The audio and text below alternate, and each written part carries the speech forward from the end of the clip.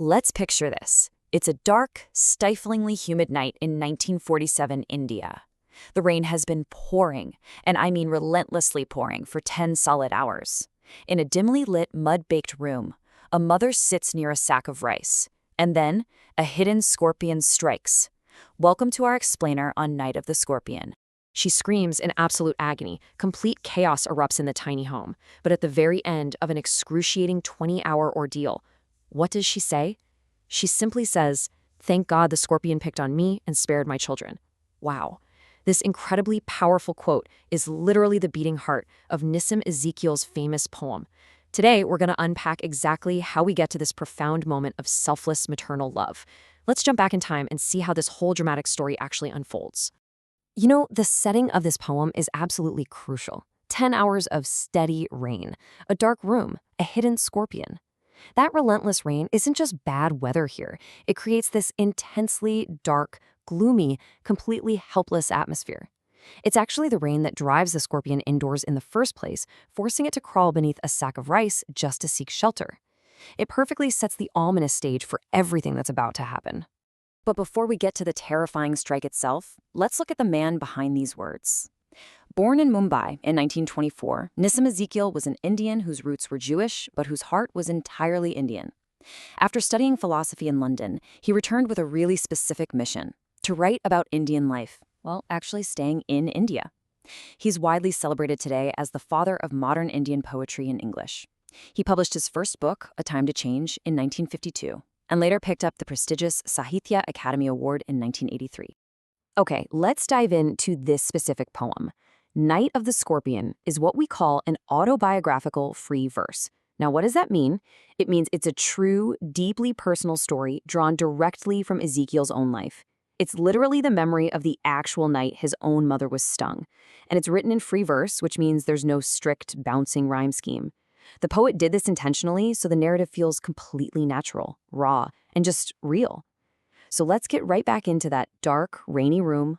This scorpion strikes. The poet vividly describes the moment as a flash of diabolic tail in the dark room. Parting with his poison, the creature instantly risks the rain again, just escaping right back into the night. This sudden, terrifying flash is literally all it takes to plunge the entire family into a desperate life-or-death crisis. Notice the very specific word choice here, diabolic. Diabolic means devilish or extremely evil. By using this really powerful word, Ezekiel isn't just describing a random insect acting on instinct, right? He's actively casting the scorpion as a dark, villainous force. It becomes the literal embodiment of evil in the terrified eyes of this family. Now, what's really interesting about this next part is how the mother's agonizing screams immediately draw the neighbors. The peasants came like swarms of flies and buzzed the name of God. Just pay attention to how Ezekiel describes this chaotic arrival.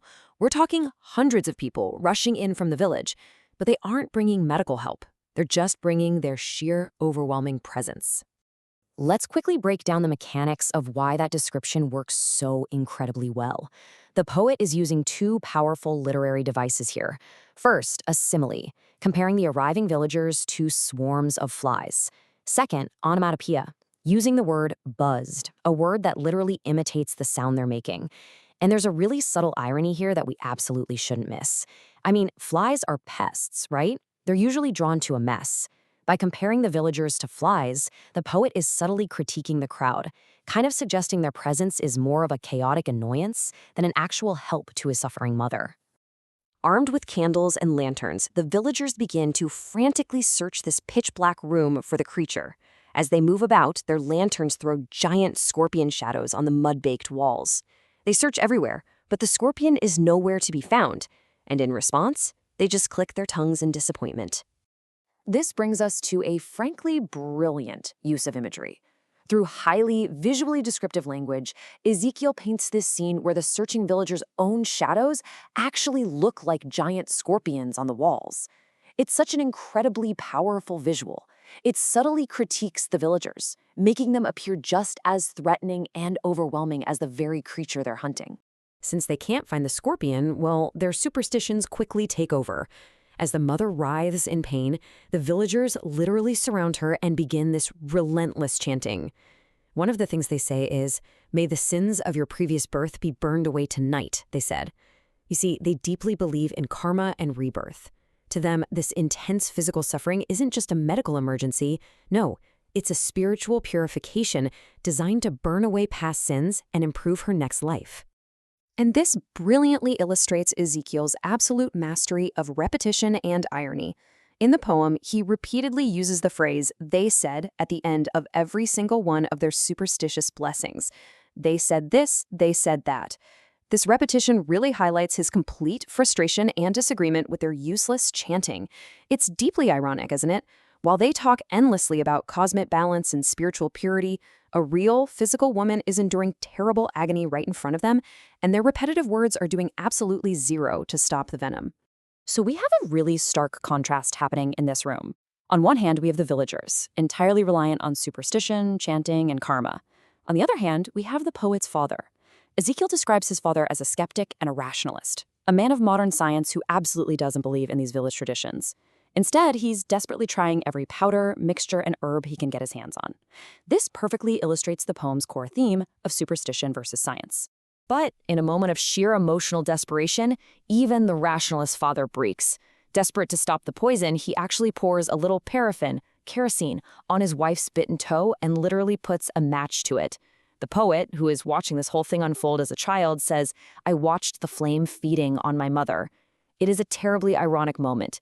The man of logic is pushed to such extremes of fear that he completely abandons his science and resorts to an almost primitive method just to burn the poison away. That specific word, feeding, is a haunting example of personification. By giving the fire human-like qualities, describing it as literally feeding on his mother, Ezekiel emphasizes the terrifying, intense physical suffering she's enduring. It also perfectly captures the profound trauma of the young child standing there in the dark, just helplessly watching his mother being consumed by both the venom and the flames. 20. It took exactly 20 hours. Just let that sink in for a second. 20 hours of unimaginable agony. After all the chanting of the villagers, after all the medicinal powders, and after the desperate flames of the father, it simply took time. After 20 agonizing hours, the poison finally lost its sting. And it's right here that we return to the emotional climax of the poem that we started with. After 20 hours of sheer torture, after the chaotic villagers and the desperate father, what on earth is the mother's very first thought? Thank God the scorpion picked on me and spared my children. It's just absolutely breathtaking. After all that chaos, a mother's pure, selfless love completely prevails. Her own immense pain doesn't even matter to her, for sure, as long as her kids are safe.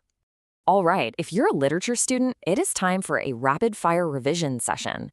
Let's lock in exactly what you need to take away from this explainer. First, the core themes. We've got superstition versus science, that massive clash between the villagers' ancient chants and the father's modern herbs. Second, maternal love, which we just saw is the absolute soul of the poem.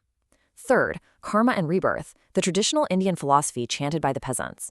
And fourth, the urban versus rural mindset, observed by the poet, who's kind of acting as a bridge between these two completely different worlds. Now let's build your literary toolkit. I highly recommend you screenshot this analysis for your exam prep. We've compiled a visual cheat sheet. All it does is add some visuals so that it can be very easy to understand, and the visuals should be very high-profile ones. We have the simile, comparing the villagers to swarms of flies. Personification, describing the flame feeding on the mother. Imagery, the vivid picture of giant scorpion shadows on the walls. And finally, irony, both the rationalist father literally setting fire to a toe and the completely useless repetition of the phrase, "they said." And here is your final fact-check summary to make sure you have all the essential tools you need to succeed. Who's the poet? Nissim Ezekiel. What type of poem is it? Autobiographical, free verse. What is the central theme? Superstition versus science, ultimately conquered by maternal love. What is the father's nature? He is definitively described as a skeptic and a rationalist. Keep these facts straight, remember these key points, and you will absolutely nail any question on this piece. As we wrap up this explainer, I really want to leave you with a provocative thought. We so easily judge the villagers for their superstitions, and we quickly note the irony of the father completely abandoning his science. But think about it. In today's modern world, would a rationalist act any differently in a moment of desperate love? When someone you love deeply is in agonizing pain, where exactly does logic end and emotional desperation begin? Think about that. Thanks for joining us on this explainer, and keep exploring the fascinating stories around you.